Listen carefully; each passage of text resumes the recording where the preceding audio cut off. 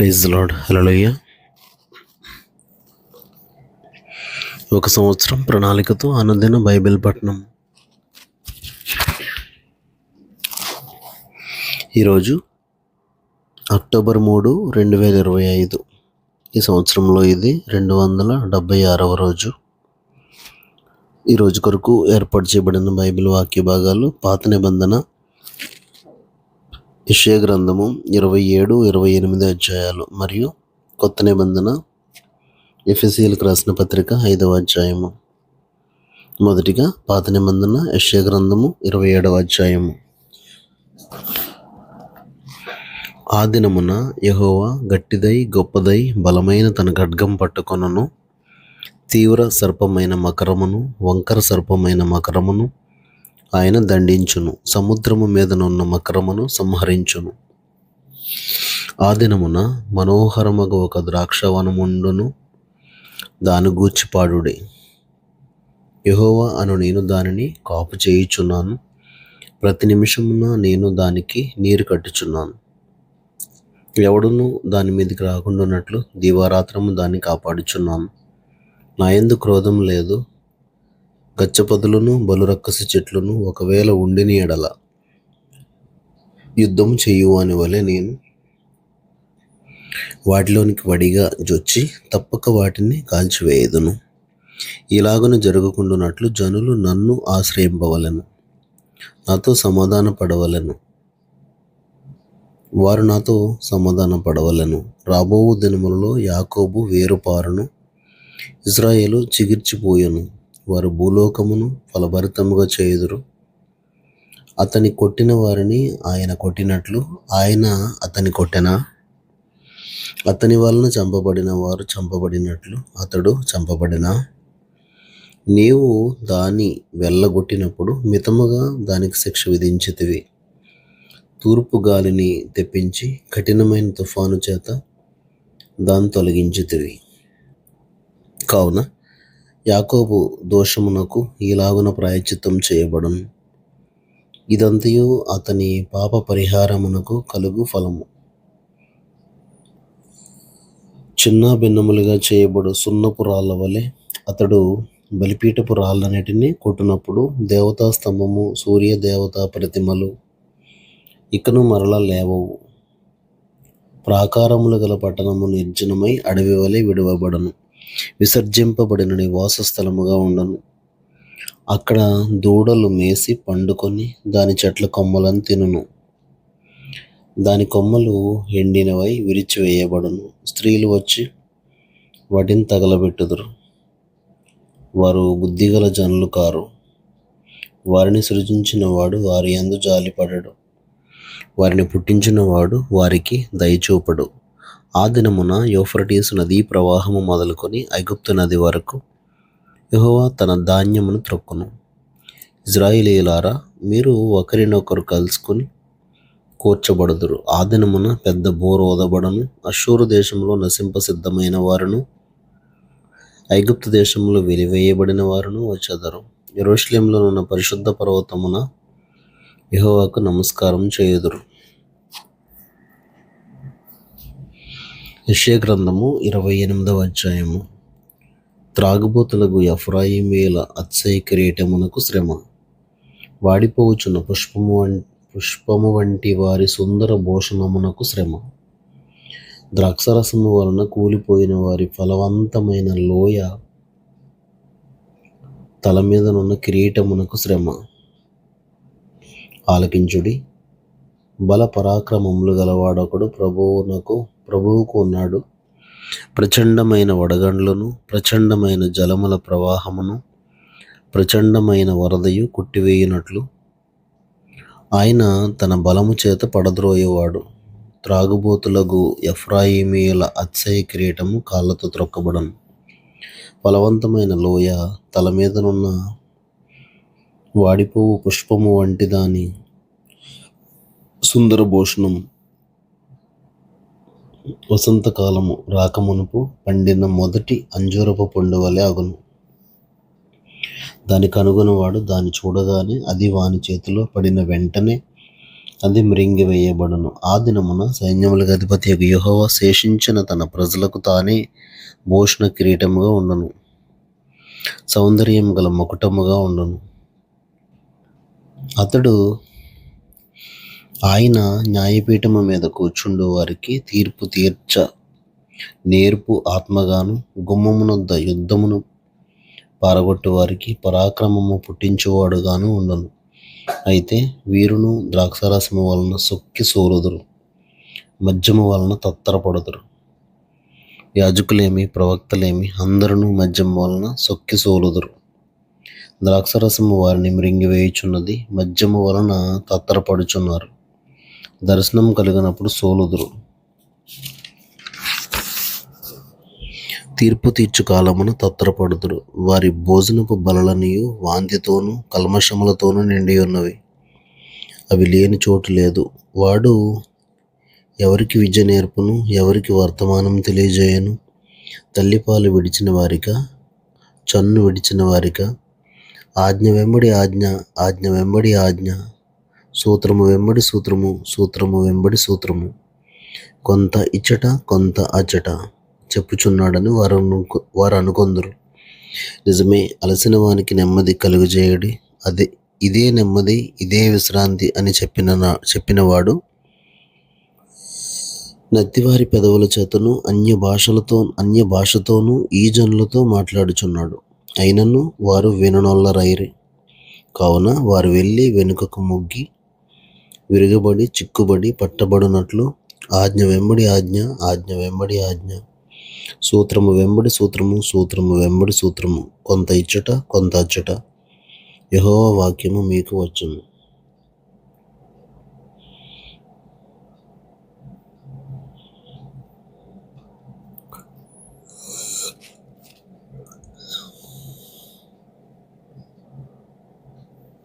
కాబట్టి యెరూషలేములోనున్న ఈ జనులను ఏలు అపహాసకులారా, యెహోవా వాక్యం వినుడి. మేము మరణముతో నిబంధన చేసుకొంటిమి, పాతాళముతో ఏకమైతిమి. ఉపద్రవము ప్రవాహం వలె వడిగా దాటినప్పుడు అది మా యొద్దకు రాదు. అబద్ధములను మాకు ఆశ్రయంగా చేసుకొంటిమి, మాయ క్రింద దాగి ఉన్నాము అని మీరు చెప్పుకొనుచున్నారే. ప్రభువగు యెహోవా ఎలాగని సెలవిచ్చుచున్నాడు: సీయోనులో పునాదిగా రాతిని వేసిన వాడను నేనే. అది పరిశోధింపబడిన రాయి, అమూల్యమైన తలరాయి, బహుస్థిరమైన పునాది అయిన మూలరాయి అయి ఉన్నది. విశ్వసించువాడు కలవరపడడు. నేను న్యాయము కొలనూలుగాను, నీతి మట్టపు గుండుగాను పెట్టదను. వడగండ్లు మీ మాయాశరణ్యమును కొట్టివేయను. దాగియున్న చోటు నీళ్ల చేత కొట్టుకుని పోవును. మరణముతో మీరు చేసుకొనిన నిబంధన కొట్టివేయబడును. పాతాళముతో మీరు చేసుకొనిన ఉడంబడిక నిలువదు. ప్రవాహము వలె ఉపద్రవము మీ మీదుగా దాటినప్పుడు మీరు దాని చేత త్రొక్కబడిన వారగుదురు. వచ్చినప్పుడెల్లను అది మిమ్మల్ని ఈడ్చుకుని పోవును. ప్రతి ఉదయము, ప్రతి పగలు, ప్రతి రాత్రి అది వచ్చును. ఇట్టి ప్రకటన గ్రహించుట వలన మహాభయం పుట్టును. పండుకొనుటకు మంచము పొడుగు చాలదు, కప్పుకొనుటకు దుప్పటి వెడల్పు చాలదు. నిజముగా తన కార్యమును, తన ఆశ్చర్యమైన కార్యమును చేయుటకు, అపూర్వమైన తన కార్యమును అనురించుటకు ఆయన పెరాజీము అను కొండ మీద లేచినట్లు యెహోవా లేచును. గిబియోను లోయలో ఆయన రేగినట్లు రేగును. మీ బంధకములు మరీ బిగింపబడకుండునట్లు పరిహాసకులై ఉండకుడి. భూమి అందంతటా నాశనము ఖండితముగా నియమింపబడెను. ప్రభువును సైన్యములకు అధిపతియునగు యెహోవా వలన నేను దాని సమాచారము వింటిని. చెవియొగ్గి నా మాట వినుడి, ఆలకించి నేను పలుకున్నది వినుడి. దున్నువాడు విత్తుటకు నిత్యము తన పొలము దున్నునా? అతడు దుక్కి పెళ్ళలు నిత్యము బద్దలుగొట్టునా? అతడు నేల సదును చేసిన తర్వాత నల్ల జీలకర్ర చల్లును, తెల్ల జీలకర్ర చల్లును. గోధుమలు వరుసగా విత్తును, యవలను తాను ఏర్పరిచిన చేనులో చల్లును. దాని అంచున మిరప మొలకలు వేయను గదా. వాని దేవుడే తగిన క్రమము వానికి నేర్పి ఉన్నాడు. ఆయన వానికి ఆ పని బోధించుచున్నాడు. సేద్యగాడు నల్ల జీలకర్ర పదును గల యంత్రము చేత నూర్చడు. బండి చక్రములను జీలకర్ర మీద నడిపింపడు గాని కర్ర చేత నల్ల జీలకర్రను, చువ్వ చేత జీలకర్రను దుల్లగొట్టును గదా. మనుషులు గోధుమలు గాలింపగా దాని నలుచుదురా, సేజగాడును ఎల్లప్పుడూ దాన్ని నూర్చుచుండడు. ఎల్లప్పుడూ అతడు బండి చక్రమును గుర్రములను దాని మీద నడిపించుచుండడు, దాని నలుపడు కదా. జనులు సైన్యములకు అధిపతియగు యెహోవా చేత దాని నేర్చుకొందురు. ఆశ్చర్యమైన ఆలోచన శక్తియు అధిక బుద్ధియు అనుగ్రహించువాడు ఆయనే.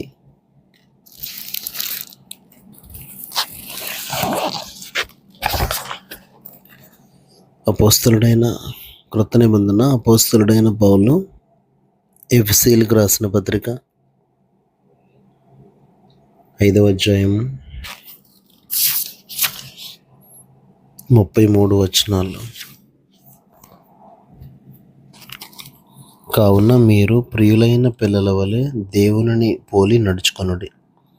క్రీస్తు మిమ్మును ప్రేమించి పరిమళ వాసనగా ఉంటకు మన కొరకు తన్ను తాను దేవునికి అర్పణముగాను బలిగాను అప్పగించుకొనెను. అలాగుననే మీరును ప్రేమ కలిగి నడుచుకొనుడి. మీలో జారత్వమే గాని, ఏ విధమైన అపవిత్రతయే గాని, లోభత్వమే గాని వీటి పేరైనను ఎత్తకూడదు. ఇదే పరిశుద్ధులకు తగినది.